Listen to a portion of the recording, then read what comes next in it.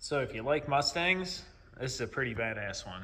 So what we have here is a 2008 Ford Mustang GT convertible that has just about everything you can imagine done to it. It started off with getting camshafts, which turned into CNC ported cylinder heads, completely tore the motor apart, rebuilt it. Still got stock crank rods and pistons.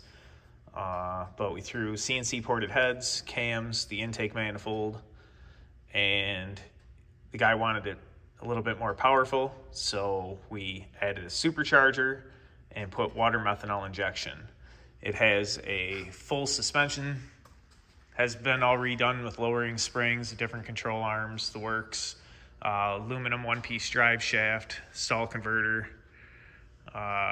There's really not too much left that actually came on the car originally. I'm just here doing an oil change on it today, and we're gonna change the oil in the supercharger also. So I'm gonna get it off the ground and I'll show you the bottom of it. So I got her up on the hoist here and we'll kind of go through it all. First thing we have is some Borla mufflers. He tried quite a few different types to get the sound that he wanted. I think we had pipes on here, we had Magnaflows, a few different ones. He really likes the Borla, that's what's still on it. We put D-spec shocks and struts front and rear. These are Stita lowering brackets for the aluminum control arms. We have a 410 gear on a Detroit True Track posi. Sway bar, links and bushings were upgraded. The aluminum one-piece drive shaft. We got rid of the two-piece drive line and put the one-piece in there. Front suspension, lowering springs and struts. We have obviously subframe connectors that are welded into the body. We have this front bar that was added on to the K-member.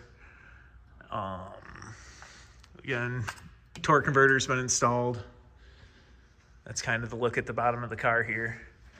It sits pretty dang low though. He's been bottoming this out a couple of times, you can tell.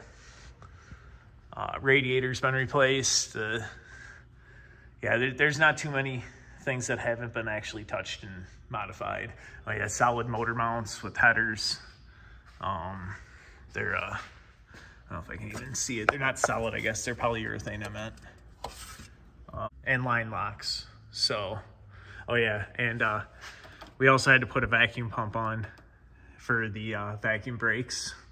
The cams were not giving us enough vacuum for the boosters. So, yeah, it's a pretty cool Mustang. Let's go ahead and get the oil drained out of it, and I'll show you how I changed the supercharger oil on one of these. All right, so I've pulled and drained the oil plug, changed the oil filter, and now I'm gonna change the supercharger oil. Unlike a turbo, a supercharger actually has its own oil system that's self-contained. This is actually an easier way to do it.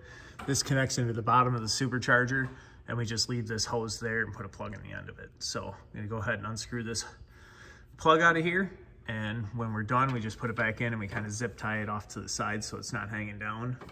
But it makes it way easier to get the oil out. It doesn't make a big mess over everything if you have one of these hooked up to the bottom of your supercharger. So I'm gonna go ahead and get that plug out of there. All right, so I got the nut loose here. Let me just pull this cap out.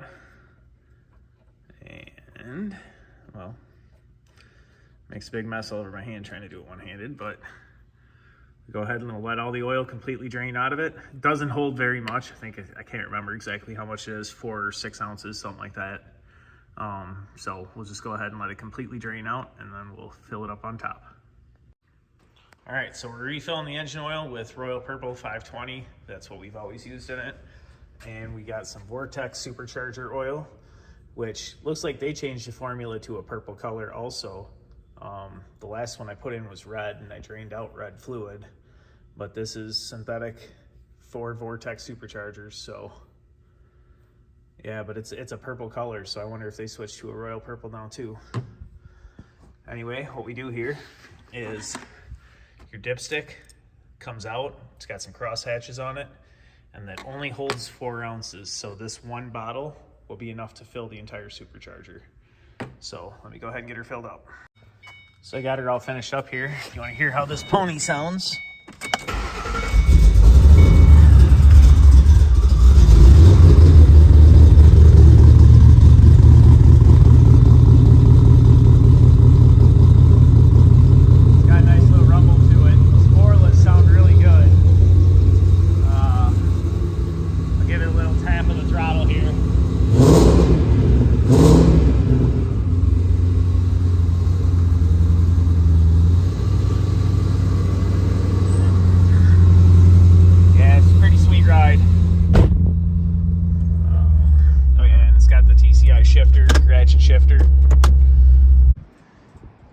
yeah, it's a pretty sharp car.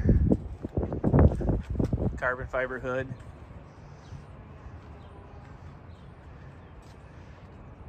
And it's a Mustang day today, because here's the next supercharged Mustang I have to work on.